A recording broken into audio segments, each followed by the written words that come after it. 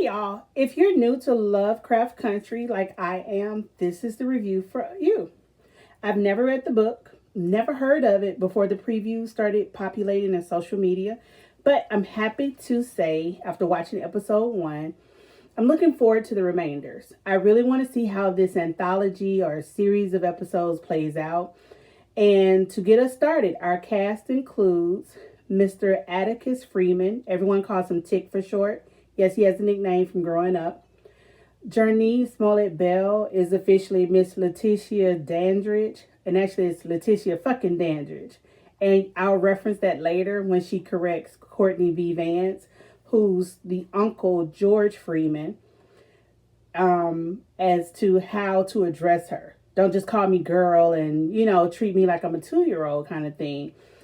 There was a few layers going on in this very first episode. So it is a period piece. It's set in Jim Crow time period. Apparently the Korean War is underway or getting started off, based on Tick returning from war or his duty station to come home to identify what's happened to his father. We learned from the back of the bus that's super segregated. I believe, let's just call it a trailway. I know trailway because I have parents who still say trailway. So they grew up with it. I'm like, the Greyhound? Or do you mean the megabus? Which one? The trailway is all they're going to say. And you better figure out which one they're talking about. But he's speaking to another sister. And of course, the two of them are the only ones in the bus in the back, which signal segregation's in effect. They're heading to Chicago. And she's like, you running from something or going to? So he was like, actually, I left Chicago because of my father. And now I'm returning to Chicago for my father. So I thought maybe he had already passed and he's coming home for a funeral. Never said so. But you can see things that kind of took me aback. Not the initial, them riding on the segregated bus. Used to it. If you grew up and never saw Mississippi Burning and the likes, it's just what it is. Eyes on the Prize, a series on PBS. But when he got off the bus, he noticed all the Caucasians was loading up on the back of a truck with a flatbed, loading up luggage. But the black woman had to get off the bus and get her own luggage. I guess the driver was like, you Negroes can help yourself. And you see, it didn't start to boil in me at that moment, but I was like, yeah, another day. So Mr. Tick gets up, being a gentleman, and offers to help the sister with her bag. Now, this is what caught me off guard. They are fully dressed. Because, of course, back then, when people traveled, they dressed to the nines or they dressed in their Sunday's best. And she has on like some mid-wedge heels. Kitten heels is what we call it today, but a little thicker. And they're hand-toting luggage. Ooh, child. Down this like desolate highway that's got green on both sides. I'm assuming that had better been cornstalk fields because it is Illinois and that's what you should see. But honey, I tell you, I don't know how far they had to go to get to the city of Chicago. I guess I checked out on that moment. Maybe they showed it was only 12 miles, but hell, even 6 miles, I'd have something to say. I always try to remind myself, like Daddy would say, even when he was around, ooh, it's so hot. It wasn't this hot back then when they were growing up. I believe it, because in 2020, the heat met me at the door last night. That's why I watched it so late, well after midnight. Because I left to go run to my brother's. And I was like, whoa, how is the heat hit me like, oh, child, I need to get acclimated to this heat down here and not just always hide from it. So anyway, back to the show. They walk into town and she explains things and he explains why he's there, what's going on. So we learn his father has just completely disappeared. No one's heard from him for like 2 weeks. Tick shows up at what we learn to be his uncle's house and scares his little cousin.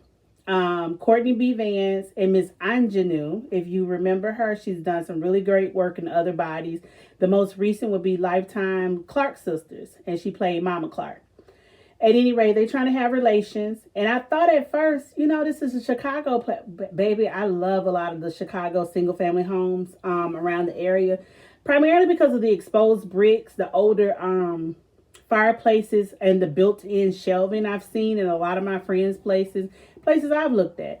So I was kind of perplexed, like, how thin are these walls? You got to worry about somebody here and you have relations. Are y'all in a rental? Like, a boarding place where they have like several, each bedroom is your own specific room and then you have shared bathrooms. But come to find out, they have a daughter in the house and she's an artist.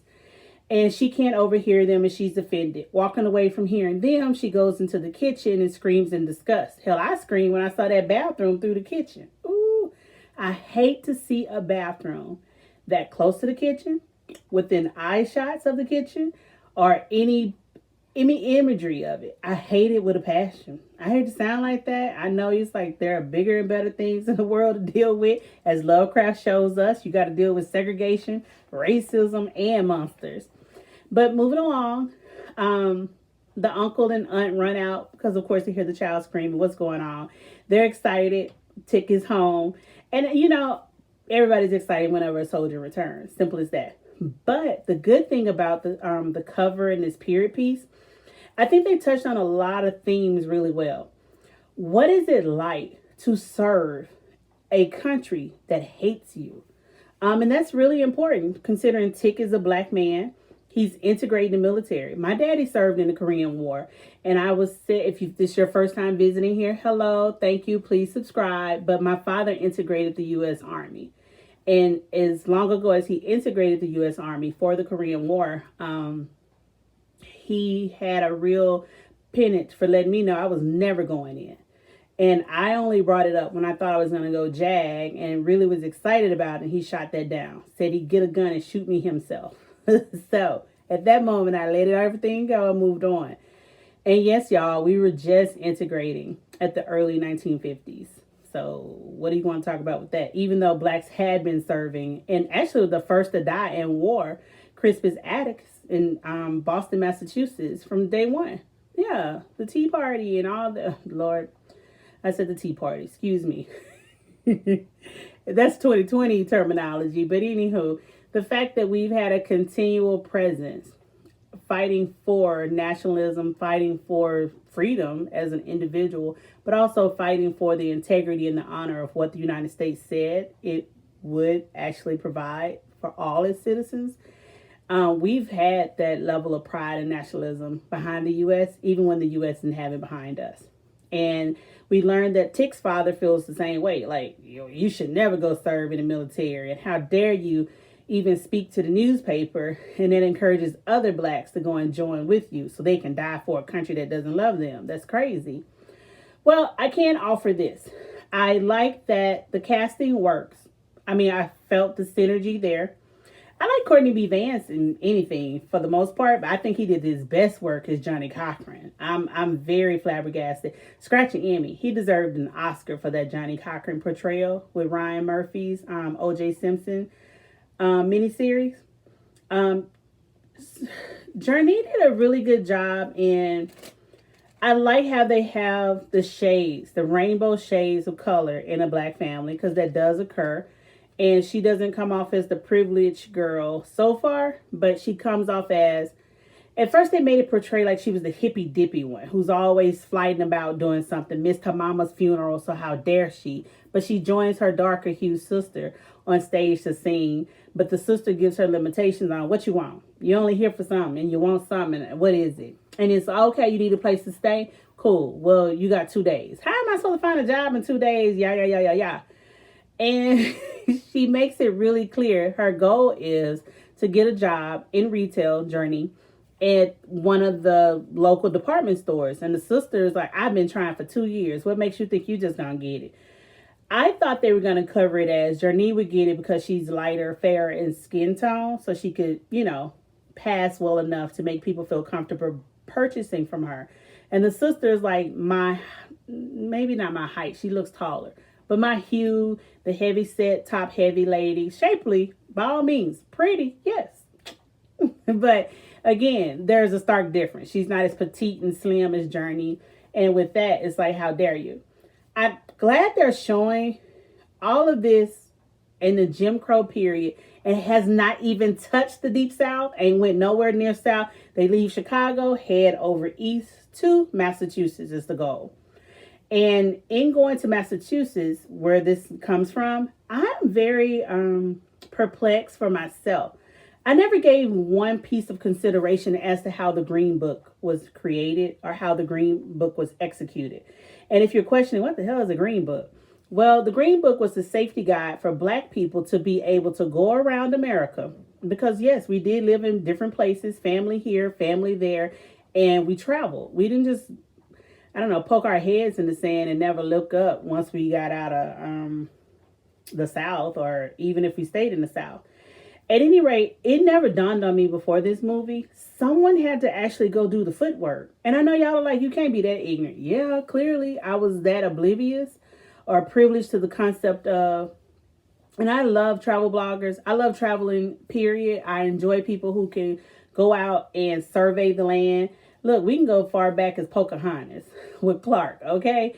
And I know you're going to be like, well, you know, we got some level of supremacy at work there, but the Louisiana Purchase was a big deal. People had to explore the land, learn the topography, be able to report back, identify what's valued. I mean, that's the premise of like world civilization. Christopher Columbus, what's over there? Oh, I need this, so I'm going to go here. These are some of the bigger names that we know. Not that they're the most greatest, or these are the individuals that have consequence. But my concern is Courtney B. Vance does this as George Freeman.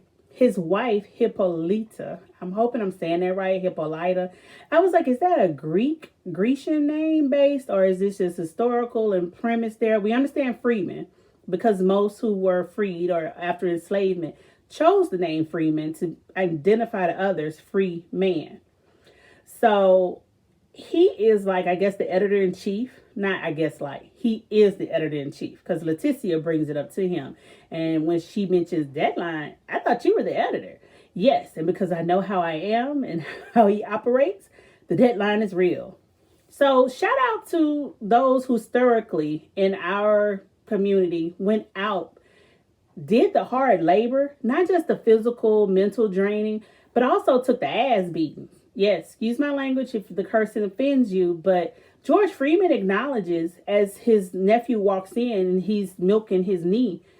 Your knee still bothers you? Man, look, I'm grateful to have both of them considering they blew out both his kneecaps. I don't even know what the medical care could have been then, but I have family who have arthritic issues in the knee, and all I know is that's the worst thing ever, seems like, or hammer toe issues. So thank you for putting your life on the line to be able to provide us a base knowledge of safety and double and triple checking. George Freeman stresses that at the auto shop when he's worried about his car.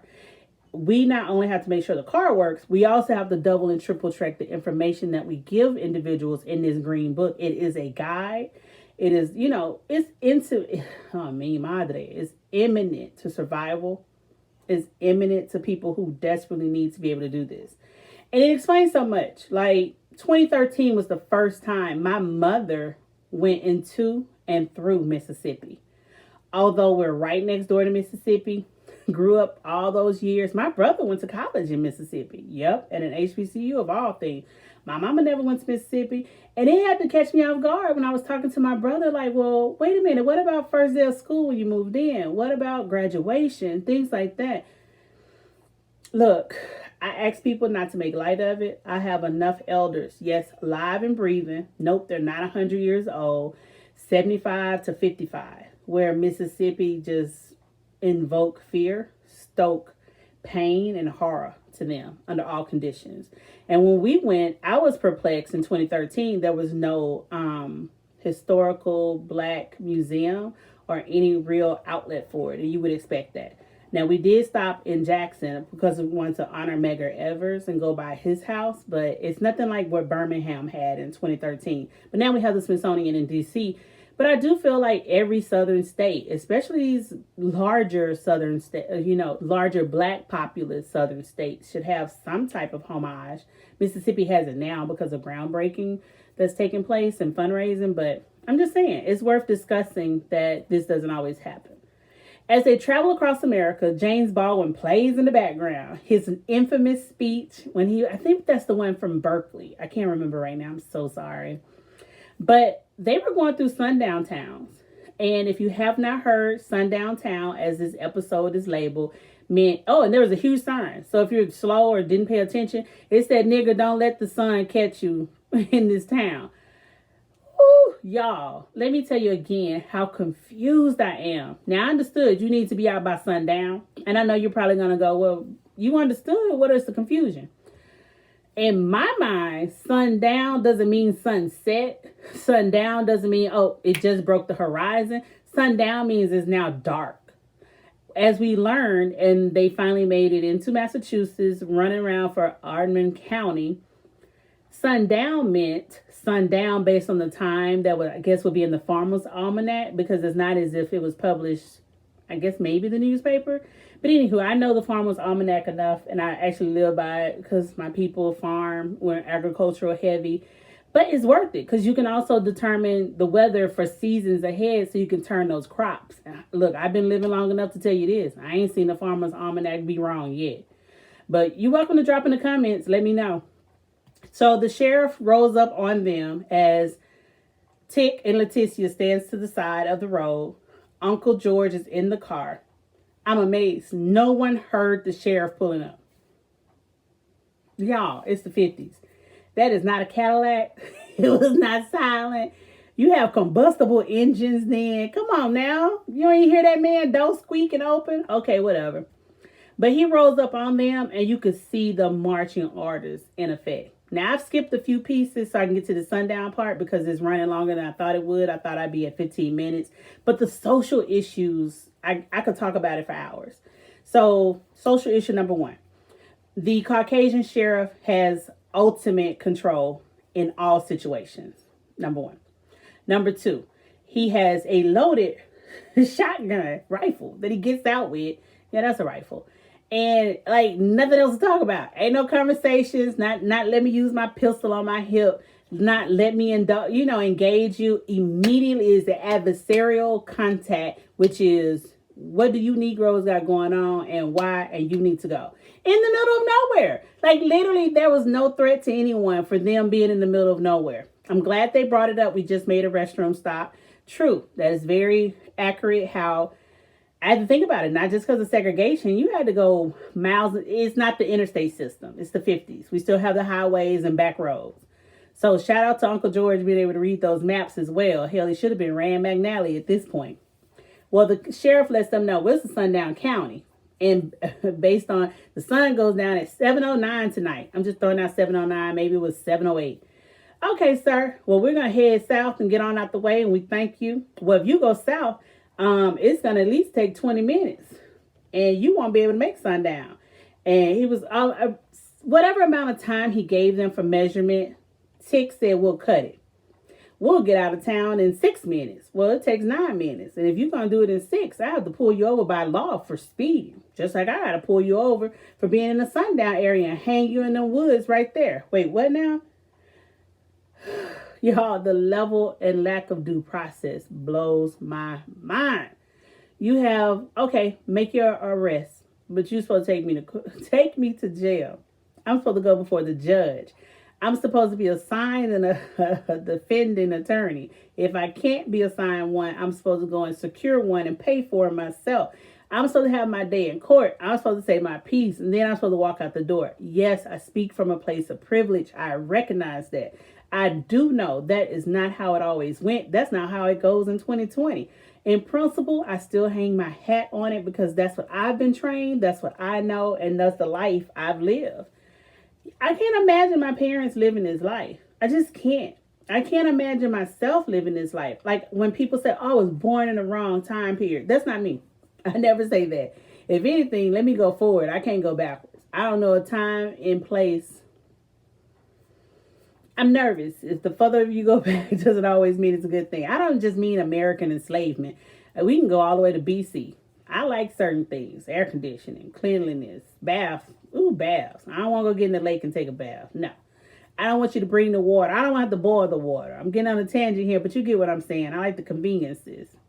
So the sheriff allows them to make a U-turn after Tick asks, oh, you a smart Negro kind of thing. Or I'm pretty sure he used the epithet.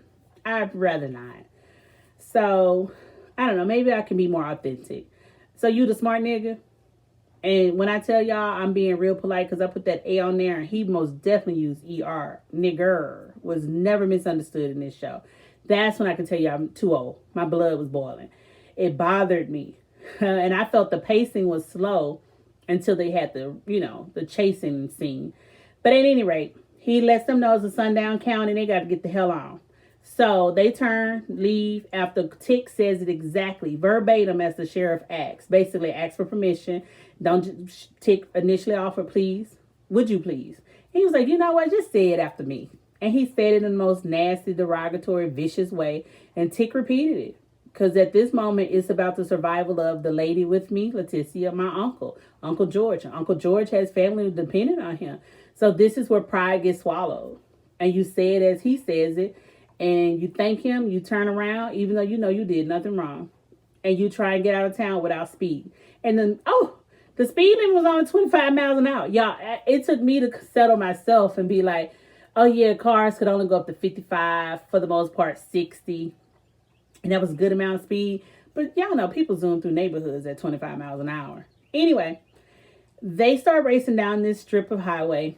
The sheriff shows up. Excuse me. Letitia notices it. And he starts to butt them from behind. Whoa. I was just flabbergasted, y'all. Super disgusted. It's one thing when you have systemic issues and hurdles and problems. Okay. But don't try and trip me up. Just stay the hell out of my way and I'll navigate the system. I'll get the Rubik's Cube of life figured out. But you can't make it harder for me. Don't get in the way and make problems. But hey, he decided otherwise. With that, they make it to, instead of heading south, they went north. Because like the sheriff said, that might just work. But guess what? They crossed over out of the county just in time as the uncle's watching the sun and Letitia's counting the clock to run into now what is a roadblock of sheriffs. And I felt like The Walking Dead when Negan was ready to take out Rick and the crew in that RV. No matter which way they turned and went, what direction, they had a blockage.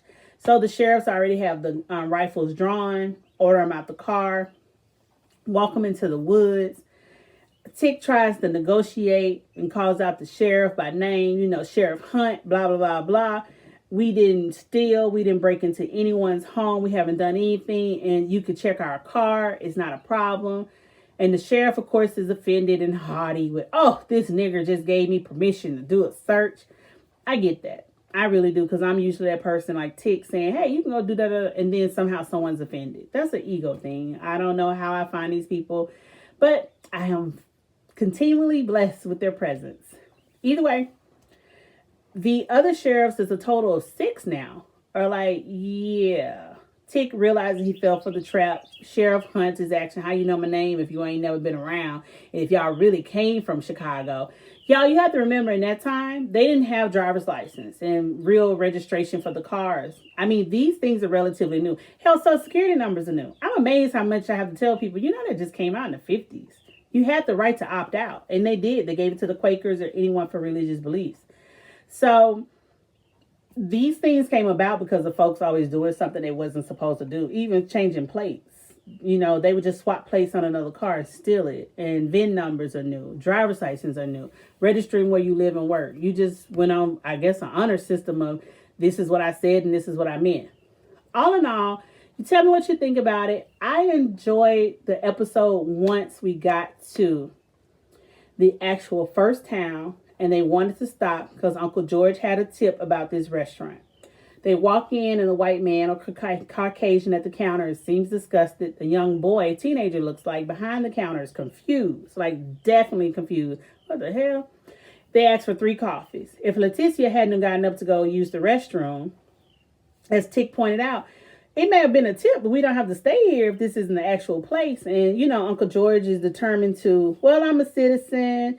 We all belong here. We're paying for it. This should be open to us. But you could tell from even when they drove into town, it's already going to be a challenge. They drove by some guys hanging out, staring them down like, oh, what is these Negroes doing driving by? Just driving by. So that can irk me. Letitia overhears the young boy on the phone while Tick is at the table with Uncle George questioning, well, if he ever brings us back that coffee. Letitia hears, hey, I didn't serve them, I promise. Not after what you did to Miss Lydia. So Letitia is putting it together. There's a problem, but at the same time, Tick is questioning Uncle George.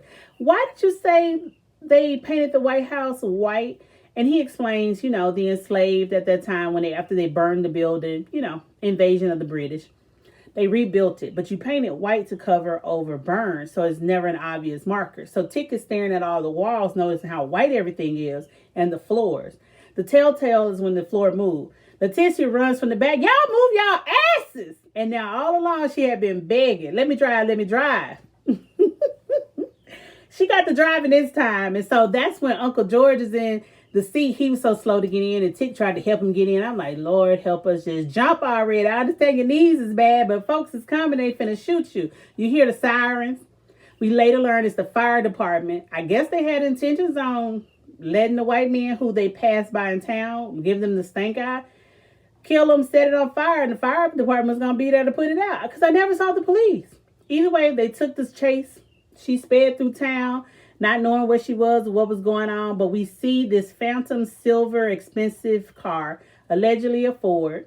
The last time we heard of this car, it involved Tick's father, who was with that car and then disappeared for all of 2 weeks. But we also know from the car appearance that they're coming in and they're going to intersect. So they're in a hot tail speed. Letitia's handling this wheel as best she can. Uncle George, keep it straight, girl. How can I keep it straight? They shooting at me. And she right. That's the worst thing to do, is keep it straight. They're shooting, that gives them the best aim. They bust out the back window. Other shots are there. Tick reaches for his service weapon, returns fire, didn't hit anybody. I don't know what that was about. Child, look, you just left the war. I want you to be able to shoot movement. I don't know. Maybe in the 50s they wasn't doing that yet. Battle strategies have changed. Either way, Letitia's still racing and running. The silver two-door that's coming cuts them off, and the truck flips over, and the men are all out in disarray. The fire truck got stuck earlier on in the back alley. So I'm giving it to you out of order to bring it to this point where Letitia, with all this driving, he was like, get it, girl, and do this, girl. My name is Letitia fucking such and such. And I was like, thank you. Push back. You know, that's when it hit me. The sexism was in effect. Women, I guess, shouldn't be driving or couldn't drive. Child, I had that incident occur with me in the Dominican Republic in 1999. I thought this guy was just like, no, you can't drive because, you know, I don't want to have my car damaged or have to worry about insurance, whatever the case may be. And I was a teenager, so whatever. But here's the thing. He really meant like a girl driving. And then when I was with another Dominican, was making him teach me how to ride, you know, ride the motorcycle. You had people on the street screaming, Diablo. Like, what? Y'all, being a woman with ovaries and, I don't know, mammary, because we all have mammary glands, but an ovary is set, doesn't handicap somebody. Y'all do know that, right? But hey, whatever. I guess we're learning it, and we're still unlearning things. But back to Letitia driving. She drives on, and she gets to what, as we know, her brother's house. They fuss and fight out loud and very boldly. And the whole issue that we learn now, she's not just flaky, and she's not like some damsel in distress. She's a social activist. So she's not in a place to earn enough money to do all the things she wants to do. I totally get it. From fundraising, there's always a need to fundraise. But she's trying to help people. So the brother questions, well, where's that money I sent you? You're supposed to come home. I did come home. I came to such and such. Well, you didn't come home with all that money. Well, I had to bail some people out. And they go back and forth. Well, how you miss your own mama's funeral? She curses in his house. You're going to watch your mouth in my house about my mama. So essentially, you can hear the sibling beef is the sisters stay behind and take care of the mother.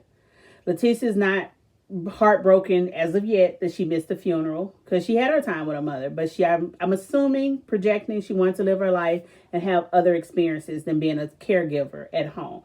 No disrespect to her mother. It's just, hey, I have my own dreams and vision. The brother sees it as, you know, simple. It's a woman's place. Why you want a gallon man all over the world? And I came and visited every summer. That's the summers. You're not living with somebody. Y'all, caretaking is hard work, regardless of what gender you are. Because it's 24/7. It's never off. And as much as you love your loved person, you need respite care to get away and breathe and take in your own life and do things. That's how the vulnerables get abused. So we're running at 30 minutes. Let me get on to this because you can see the hints of, not hints, the actual pieces of segregation every step along the way. Even though they started with a Chicago block party and the whole area is black and the only person you see show up is a white cop. Number two, we see the local barkeep has a sexual liaison with another man. So we got same-sex loving going on here at some point. We'll see if it's a real relationship or, some back alley action, because it was in the back alley. It was. We knew he was a male when he got up and ran off. He was giving fellatio. We see Tick was known as some Coke bottle glass nerd, scrawny dude who's now super muscular, well-built, nicely gentleman, black man.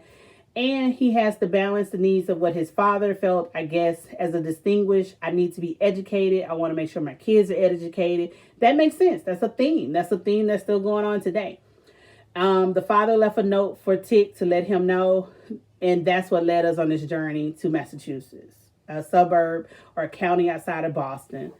The antagonist at the gas station, when they stopped to get gas, Tick was eating a banana talking to Letitia and some little young Caucasian 19 to 25-year-old kikiing with some girls, started doing the ooh, ooh, ooh monkey sounds and dancing about. Tick threw the banana at him. Letitia's like, no, let's go. I understand. I really do. They went to like a burger spot. And on one side, they had the colored window where the black folks had to order. On this side, which is the front seat, Caucasians could order their ice cream and burgers and have a good time. And everybody segregated their outside picnic tables. Now, back to the sheriff pulling them over for that Sundown County situation. Guess what? Noises get heard in the woods. And somebody's like, what's that noise? Y'all don't hear that? This is where my skin crawls. And I can tell you for a fact, I cannot deal with it. And talking about it now is going to make my skin itch right now. One of the monsters had eyeballs all over him. The other of the monsters, I don't know where the design comes from. I didn't read the book. If you know anything about this, drop in the comments. This is so long at this point. Who knows who'll watch it. But I'm going to wrap up with the monsters start to eat the sheriffs. Yay! The bad guys get eaten alive. One gets his arms ripped out. The main sheriff, who was the antagonist from the start. And so Letitia and Tick start running in the woods. They see a cabin ahead and they run towards the cabin. Uncle George trips, I guess bad knees, gets trampled by the other sheriffs trying to stay alive. Ultimately, all the sheriffs trying to head that didn't get eaten immediately, trying to head towards the cabin and beg to get let in. And Tick actually moved. It was amazing to me, even with death facing them. Tick and Letitia are being humble, gracious, but these guys are still making demands. Baby, I don't know if it's because of segregation. I don't know because they are the guys with the guns. But all I do know is, ain't no way. I can sing it like Miss Aretha. Ain't no way. Hey. Let's move on. But the point is, you can't talk to me like that and think you're going to get something out of me. It's just not happening. Anywho, Tick lets two of the deputies in. He's looking for Uncle George. Letitia's like, no, don't go out. But more importantly, the sheriff pulls a gun on him. What? You can't go nowhere, boy. I know, it was offensive to me. He's missing an arm. Just take the gun from him. Who cares? Because think about it. You're attracting noise. And I said it, but thank God Tick finally said it as well. Once he got the second threat. Which was... Uncle George made it to the house. They didn't want to let him in. And he'd open that door and let Uncle George in. Uncle George has surmised that light must be the reason that keeps them away. Like vampires is the correlation he makes. They're book readers in this family, and they all enjoy it. Tick had loved sci-fi. This is that new for me, sci-fi. And I plan on watching Gemini Man this week. I don't really care for it. But I'm holding out because I like the black art theme. I like the love theme. And it's not all like, let's be super pro-black, but it is good. And you know what else I watch? Watchmen. But I watched that because of the correlation of comic books. And even with that sci-fi piece, I was really enthralled, pulled in and intrigued in Watchmen. So now I'm hoping Lovecraft Country can give me that same thing because I do love the piece of legacy. We're discussing this from a family legacy piece. We're discussing this through the segregation piece. And we ain't even went down south. We're going to talk about the New England coastal area, the segregation and racism. Oh, I'm super excited for that. I don't have to see these monsters. But from the previews, I saw we're going to jump ahead in terms of, technology. And Hypercolia is going to see herself do other things and even go back in the past. And let me see, Hippolyta. she'll be a general in some war. It looks like Egyptian period piece. She'll also be someone in looks like 2200 timepiece in her uniform. And so I can't wait. I'm looking for her to be the cheerleader for all women trying to achieve or do something different that they never thought or wanted to do for themselves. Back in Chicago, Hippolyta and the child are looking in telescopes, following things along in the world and doing constellations. Look, I'll catch a few constellations so I can get some geography, or, we're going through survival training or learning how to just scavenge, hunt, and be outside, but not just in principle. My best friend enjoys it. I don't know why, but hey, we get her telescopes. It's the easiest thing to get her, anything regarding Star Wars. Yes, I'm a person who has not seen Star Wars. Neither have I watched any other things, and I don't think that's this. I think it's a little bit extra. You know what I mean? So I look forward to seeing one of the monsters with all the things did find a way to bury through the ground. I don't like that. It was decided by the sheriff Letitia could run to the car to go get the lights and turn it onto the cabin so they can all stay safe, because they need to stay safe through the dark and make it to sunlight. And, Tick had a problem with that, and I agree. I definitely agree. And not just because, I'm a gentleman, let me do this. But it was like, how dare you try and sacrifice the only woman here, but more importantly, a woman. You wouldn't sacrifice your women. Well, Uncle George has identified that sheriff is going to turn. I was like, yeah, hello. Maybe because I'm always thinking Walking Dead and the zombies. Uncle George made the correlation of vampires. Again, when you get vampire bites, what happens? And so the sheriff is turning, and they're just going to watch it. The other deputy had the only other gun and never shot at him. Letitia ran full speed ahead, honey. Ooh, I said, Journey earned that little. She earned her check that episode. She made it to the car. She flipped on the light, scared it off a little bit, but one of the other monsters was smart enough to come straight on the hood. Guess what? She got her camera and she took a flash and it scared it away. She drove the car down back to the cabin, turned on the lights, but she raced through the cabin, hit the cabin, and that's how she was able to kill the deputy that had turned, because he was eating the other deputy and was ready to eat the two black men. At the end of the day, they're covered in blood. They're making it out. They're walking, and they never stop walking. But they walk up on some huge mansion of an estate. And in my mind, maybe because, again, I'm here in 2020, not in the 50s, so I don't know this, that you can just walk up on anybody's house and ask for help and receive it with a smile and covered in blood. But it worked. Come to find out, it is the house they've been looking for. It is the house attached to the silver two-door fancy car. And they welcome them to your legacy. We were expecting you. So we get a tidbit of what's happening on the next episode with a few previews. I mentioned it earlier. We see all the characters at different times and periods in history and their achievements and whatnot. But y'all tell me, who do you think, if you've already read the book, let us know. Just preface, hey, I read it and this is what it is. I don't mind spoilers. I'm still going to watch because I like to see how it unfolds. How did you see the acting? Do you see Letitia and Tick becoming a couple? Uncle George being able to really appreciate Hippolyta. And I think Letitia influenced Uncle George to see women can do what you're doing. So Hippolyta was excited about the idea of Uncle George saying, well, we'll both go on the road together and get the Greenbook together. So I was like, hey. I think Abby Lee, her name on the show is Christina. She had the red hat, the Caucasian lady. Super cute in terms of the styling for wardrobe. I think Letitia's wardrobe is the bomb too. And she has the shape to pull it off, honey. She is really being super, super thin and petite at that time. I love how every black woman's hair is portrayed accurately, from natural to a soft blowout to a press and comb to a few braids. But when they go and bust that fire hydrant open, I said, oh, that's so Chicago. They still do it every week in the summer. I haven't seen it this much, but this year we're on, quarantine for the most part. I self-quarantine if nothing else, and that's how you got YouTube for me. With that, said 40 minutes. Please subscribe if you haven't already done so. Please feel free to give critiques in the comments. We'll only get better from here. Thank you.